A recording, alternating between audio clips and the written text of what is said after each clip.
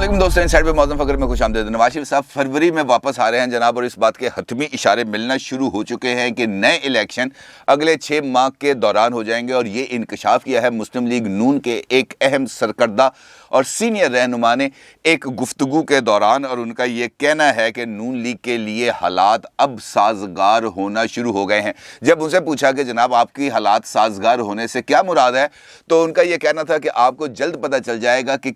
मेरा इशारा किस तरफ है, और वो हालात की साजगारी जो है वो आपको होती हुई नज़र भी आ जाएगी। फिर उनसे सवाल किया गया कि जनाब आप ये बताएं कि मुस्लिम लीग नून के जो रहबर हैं इस वक्त, नवाज शरीफ साहब जो इस वक्त लंदन में मौजूद हैं, उनकी वतन वापसी का जो हतमी फ़ैसला है वो कब तक मुतवक्किल है। तो उनका ये कहना था कि उनकी वतन वापसी का फ़ैसला हो चुका है, सिर्फ ये बात तय करनी है कि वो फरवरी के आखिर में आएंगे या मार्च के शुरू में आएंगे। और इस बारे में जो तारीख है हतमी तौर पर उसका जल्द ऐलान बाज़ाब्ता तौर पर कर दिया जाएगा। नवाज शरीफ साहब ने अपना जहन बना लिया है, और नवाज शरीफ साहब के जहन के अंदर इस वक्त एक मुकम्मल एक मंसूबा मौजूद है, और वो उस मंसूबे के मुताबिक ही अपना हर कदम उठा रहे हैं। तो सवाल ये पैदा होता है, मैं उनकी गुफ्तगू की कुछ और भी डिटेल्स हैं मैं आपके साथ शेयर करूंगा, लेकिन ये हालात साजगार कैसे हुए, नवाज शरीफ साहब ने वतन वापस आने का फैसला कैसे किया, और सबसे इंपॉर्टेंट क्वेश्चन जो $1 मिलियन क्वेश्चन है कि मुस्लिम लीग नून आम इंतखाबात के नतीजे में अगर कामयाब होती है तो मुस्लिम लीग नून की तरफ से अगला वज़ीर आज़म कौन होगा। इन तमाम और अहम तरीन इंफॉर्मेशन आपके साथ शेयर करूँगा। इन तमाम सवालात का हम तरतीबवार जायज़ा लेंगे और इस बात की तह तक पहुंचने की कोशिश करेंगे कि पाकिस्तान के जो सियासी मंजरनामा है उसके अंदर ये जो तब्दीलियां हैं ये कब तक मुतवक्के हो सकती हैं। क्योंकि ये जो मैंने आपके साथ मुस्लिम लीग नून के एक लीडर का जिक्र किया, उनके साथ जो गुफ्तगू हुई, चूँकि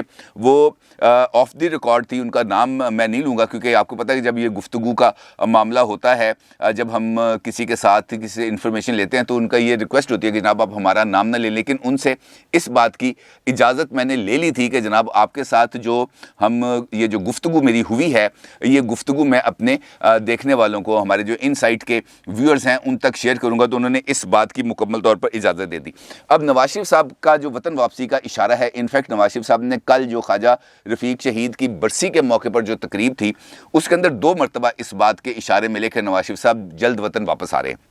एक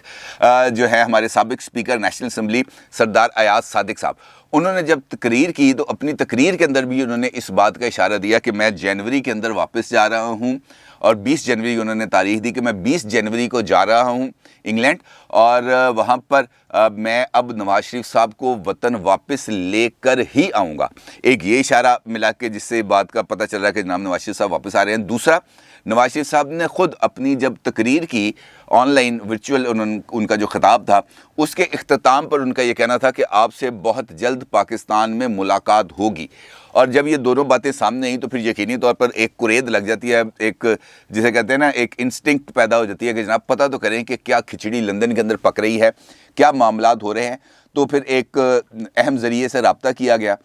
तो उन्होंने कुछ सूरत हाल बताई। उन्होंने कुछ बताया कि जनाब जो इस वक्त जो पोजीशन है मुस्लिम लीग नून की वो खासी हद तक बेहतर होती हुई नज़र आ रही है, और जो रुकावटें थीं वो रुकावटें भी अब दूर होती हुई नज़र आ रही हैं। और नवाज शरीफ साहब ने हतमी फ़ैसला कर लिया है अब पाकिस्तान वापस आने का। मैंने उनसे पूछा कि जनाब नवाज शरीफ साहब अगर पाकिस्तान वापस आएंगे तो यकीनी तौर पर ये वाली बात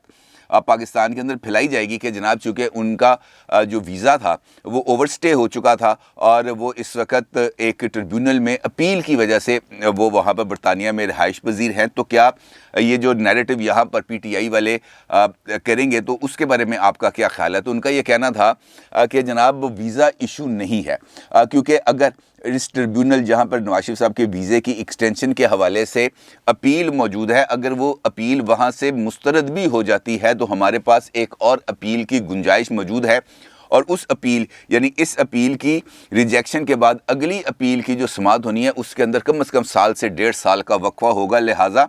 اگر نواز شریف وطن واپس نہ آنا چاہیں تو ان کے پاس ابھی بھی 1.5 سے 2 سال وہ آرام سے لندن کے اندر گزار سکیں گے. ان کو کوئی وہاں سے زبردستی پاکستان نہیں بھیجے گا. لہٰذا یہ والی جو بات ہے یہ بات کو بالکل آپ آسانی کے ساتھ رول آؤٹ کر سکتے ہیں کہ نواز شریف صاحب صرف اس وجہ سے پاکستان واپس آ رہے ہیں کہ ان کی جو ویزے کی ایکسٹینشن ہے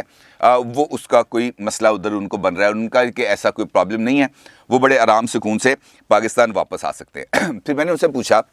کہ جناب آپ نے ابھی بتایا کہ مسلم لیگ نون کے لیے حالات جو ہیں وہ سازگار ہو رہے ہیں, تو یہ حالات کیسے سازگار ہو رہے ہیں؟ کیونکہ یہاں پر پاکستان کے اندر یہ بات ابھی تک اس بارے میں چہ مگوئیاں ہو رہی ہیں کہ جناب مسلم لیگ نون کسی بھی طریقے سے اس وقت فرنٹ لائن پر آ کر جو عمران خان صاحب کی گورنمنٹ ہے اس کو کسی بھی لیول پر چیلنج نہیں کر رہی, چاہے وہ پبلک پروسیشنز ہوں, احتجاج کا معاملہ ہو. تو ہم نے دیکھا کہ پی ڈی ایم کے پلیٹ فارم سے جو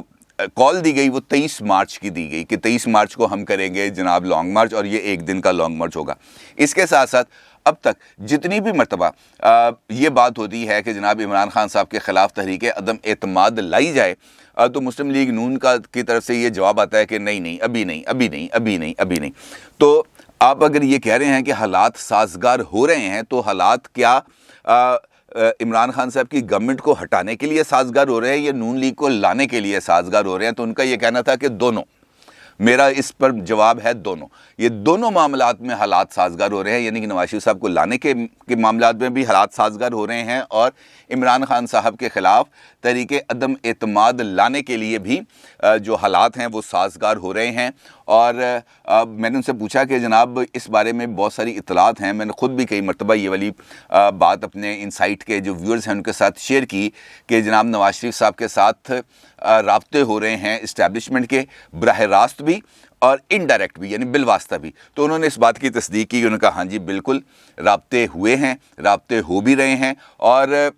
ان رابطوں کے اندر جو بنیادی طور پر جو ایجنڈا ہے وہ یہی ہے کہ جناب آپ جو ہے وہ سیاسی امور کے اندر مداخلت نہیں کریں گے. اگر آپ مداخلت نہیں کریں گے تو اس کے نتیجے کے اندر ہم اپنی پولیٹیکل گراؤنڈ کو, ہم اپنے پولیٹیکل ڈیسیجنز کو, ہم اپنی جو پولیٹیکل آبجیکٹیوز ہیں اس کے لیے ہم خود اپنے لیے لاہ عمل بھی مرتب کریں گے اور اس کے لیے لائن آف ایکشن بھی اڈاپٹ کریں گے. اور مسلم لیگ نون کے اس لیڈر نے اس بات کا بھی بتایا کہ نواز شریف صاحب نے اس بات پر حامی بھر لی ہے کہ جناب تحریک عدم اعتماد لائی بھی جا سکتی ہے, اور تحریک عدم اعتماد کی کامیابی کی صورت کے اندر جو نئی گورنمنٹ بنے گی وہ 3 ماہ کے اندر یہ اسمبلی کو بھی ڈیزالو کرے گی اور اس کے بعد اگلے فریش الیکشنز کو کال بھی کیا جائے گا. پھر سوال یہ پیدا ہوتا ہے اس وقت کہ اسمبلی ڈیزالو ہو جاتی ہے, مسلم لیگ نون کے لیے راستے کھل جاتے ہیں, مسلم لیگ نون کے لیے فضا سازگار ہو جاتی ہے, اور مسلم لیگ نون کی خواہش کے مطابق اور پاکستان کے جو آئین ہے اس کے مطابق فری فیئر اینڈ جو ہے وہ الیکشنز ہو جاتے ہیں, امپارشل الیکشنز ہو جاتے ہیں, ہر قسم کی سیاسی مداخلت سے پاک الیکشنز ہو جاتے ہیں. اور اس کے نتیجے میں اگر مسلم لیگ نون جیت جاتی ہے الیکشن تو اگلا پرائم منسٹر کا کینڈیڈیٹ کون ہوگا؟ تو اس سوال پر انہوں نے ہنسنا شروع کر دیا, میرے جو سورس ہیں انہوں نے, اور ان کا یہ کہنا تھا کہ نواز شریف صاحب وزیر اعظم ہوں گے. میں نے ان سے پوچھا کہ نواز شریف صاحب کے خلاف تو ابھی کیسز چل رہے ہیں, مریم صاحبہ کے خلاف بھی کیسز چل رہے ہیں, تو یہ کیسے ممکن ہے کہ نواز شریف صاحب پاکستان آئیں تو ان کے لیے تو اسلام آباد ہائی کورٹ کا بھی آرڈر ہے, ان کے تو نان بیلیبل وارنٹس جاری ہو چکے ہیں, اور ویسے بھی وہ ایک یہاں سے جیل میں تھے جب وہ سروسز ہاسپٹل منتقل ہوئے, پھر سروسز ہاسپٹل سے لندن منتقل ہوئے, تو اس وقت بھی تو وہ جیل میں ہی تھے. تو اگر وہ پاکستان واپس آتے ہیں تو وہ جیل میں ہی جائیں گے. تو ان کا یعنی یہ جو مسلم لیگ نون کے ایک لیڈر ہیں ان کا یہ کہنا تھا کہ جناب جو نواز شریف صاحب کے خلاف جو مقدمات ہیں وہ تمام کے تمام جعلی ہیں, تمام کے تمام مقدمات جھوٹے ہیں, اور یہ عدالتوں کے ذریعے نواز شریف صاحب کی جو بریت ہے وہ ممکن ہو سکے گی. اور جلد آپ دیکھیں گے کہ مسلم لیگ نون نے جو ایویڈنسز ابھی تک عدالت میں پیش کیے ہیں انہی ایویڈنسز کی موجودگی کے اندر نواز شریف صاحب